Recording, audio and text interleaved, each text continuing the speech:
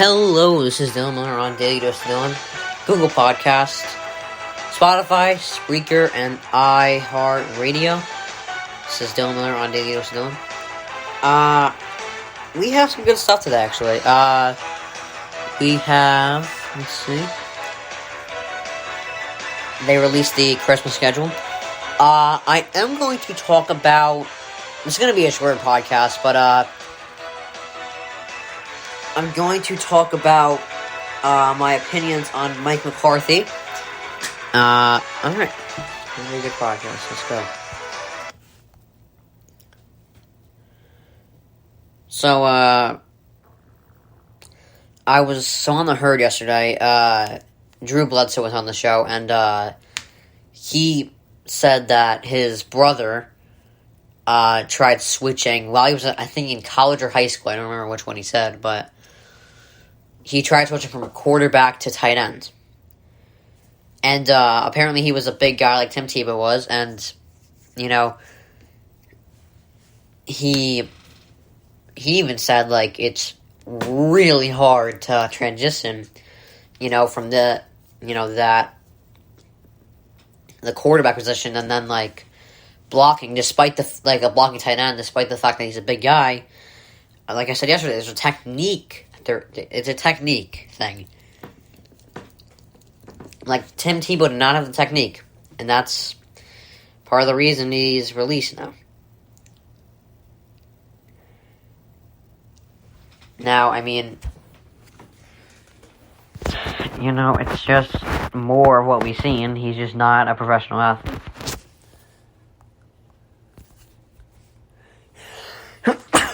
Alright. So, the NBA released their Christmas schedule, and do you realize that, like, I'm just going to try to count how many stars there are off the top of my head. Off the top of my head, I can probably think of, okay,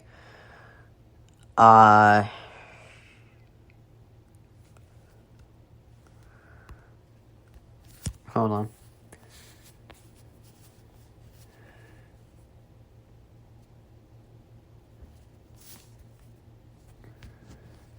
Let's see. Christmas Day, you got Hawks-Knicks. That's, let's see, Trae Young, Julius Randle. Those are the two stars I can think of all the time in my head. Game 2, Celtics-Bucks. That's Giannis, Jason Tatum. And I'll throw in Chris Middleton as well. Game 3, you got Warriors, Suns. I'll throw in Clay, I guess. And Steph, obviously. And then CP3 and Devin Booker. That's 9 now. Nets, Lakers, I can't even count how many stars. I'll just throw out the obvious. Harden, Durant, Kyrie, LeBron, AD, Westbrook. Alright, we're at 15 now. And the final game is Mavericks and Jazz. So you got Luka, Donovan Mitchell, and Rudy Gobert. That is 18 stars in 5 games. That's about, like, 18 stars in 5 games is what, like, 3 stars a game? I'm going to do the division real quick, but, you know, yeah, 3.6 stars a game. So, like, 3 to 4 stars a game in that. Then, you know, they don't do this by accident. That's the, you know, there's a reason all these stars are on Christmas. They're trying to draw eyes. And, like, not to mention the tip-off schedule probably has a lot of stars as well. Like, hold on, let me read off the the tip-off games. They try to draw eyes very quickly. And, alright, let's see this. Tipping off, alright, Nets, Bucks, Warriors, Lakers. Okay, that's like 3, 5. Alright, that's 10 stars in those 2 games. Celtics, Knicks, that's... That's 2 stars, Randall and Tatum. And then you have 3 there.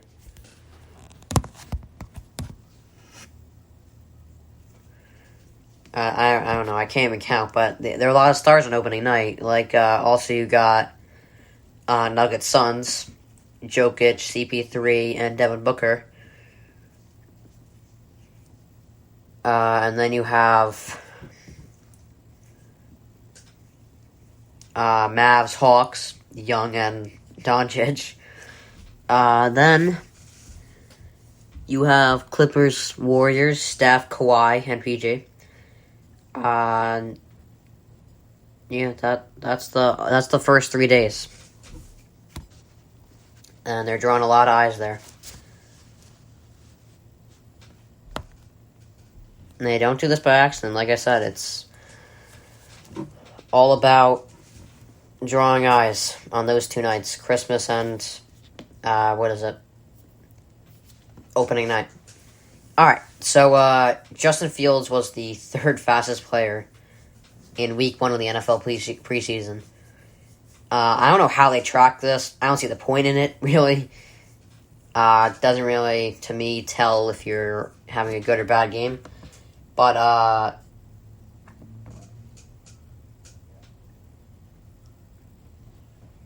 it's like the exit velocity in baseball. I mean, I think it's fun to track it, you know. I like to know that kind of stuff, like how fast the ball is exiting, like an exit velocity of like 102. That's pretty crazy. I don't know why they're tracking it in week 1 of NFL preseason, but Fields was the 3rd fastest in week 1. I don't know who the fastest was, but apparently Fields was the 3rd. And, Fields basically is more of what we've seen, or more of what I've said, he's athletic, he is exciting to watch. I think they're going to be a very exciting 9-8 team with Justin Fields. The only reason I would have them at like 11-6, 10-7 normally. But I feel like it's going to be a mess with the quarterback situation, Like, do we want Dalton or, do we want Fields? I don't know. I mean, Fields is going to get the job eventually. We know that. But Dalton's going to be competing this year. So we'll see what happens there. Alright, so Sean McVay says that it is shame. I'm almost done with this podcast, almost.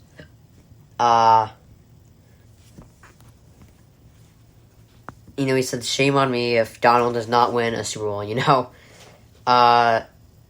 honestly, Aaron Donald not winning a Super Bowl, honestly, it's different. I love how, like, with quarterbacks, it's, like, the only position, the quarterbacks are, like, the only position,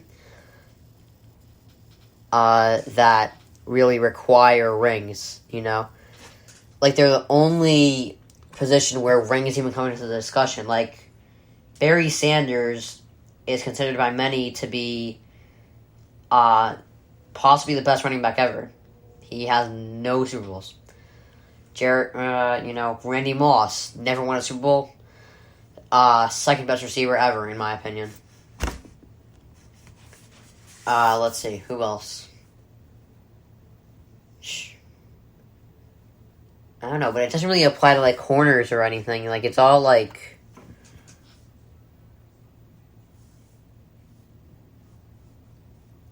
it's all only quarterbacks. I feel like if Donald never wins a Super Bowl, people will talk about it for a bit, but it's not going to be a big deal. It would be a much bigger deal if Stafford retired without a Super Bowl. Because, I think, I don't know why it only applies to quarterbacks, but maybe I'll figure it out tomorrow and I'll talk about it in a segment. So, who knows? But, the Super Bowl odds, I believe the Rams are 5th. But, you got your tiers. You got the Bills, Chiefs, and Bucks. Basically no holes in their roster. Then the good teams who are maybe one spot away. Got the Packers, Rams, and Niners, I'd say. Then everyone else has some sort of question, in my opinion. I mean, the Niners have a question. Jimmy G, is he going to stay healthy? But I feel like once Trey Lance is ready to go, he's going to be really great. All right. But that is interesting, though. Like, in no other position does the ring matter. You don't need a ring. You don't need a ring to be the best running back ever or the best receiver ever. But if you don't win a ring as a quarterback, it makes people feel they're like, do I want to say you're a good quarterback? Who knows? But, like, the Aaron Rodgers is probably the one exception I have. Like, in my top 10 QBs ever. Do I even have Aaron Rodgers in there? I think I do. Yeah, I have him at the 10. But, he has one Super Bowl. Then I have Steve Young. He has one Super Bowl. Unitas won a couple. And then you have... Dan Marino. Dan Marino and Aaron Rodgers are the exceptions. Just because of how talented they are. They didn't have to win a ring for me. I mean, other people might disagree, but I feel like Dan Marino and Aaron Rodgers are just too talented to not put in your top 10. Anyway, McCarthy delivered a fiery speech in Hard Knocks. I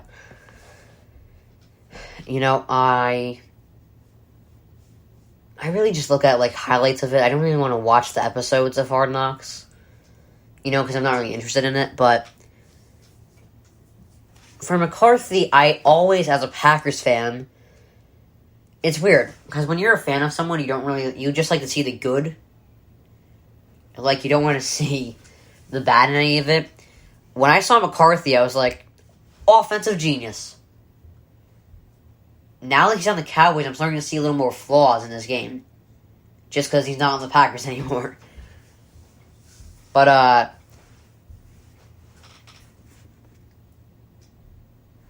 when he was on the Packers, I was like, who cares if he's not that good on the defensive side of the ball?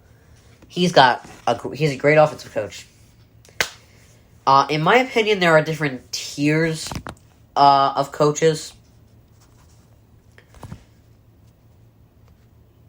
I think you have your geniuses, like the undisputed geniuses. Then you have your tier 2 guys who just don't get losing seasons at all, but they don't always win in the playoffs. Then you have your great young coaches that are definitely going to be great in years to come. And then the great older guys. And then the great... And then, like, they used to be good they used to be good coaches. Or that you used to think were good, Like, I should rephrase that. Like, you used to think they were good.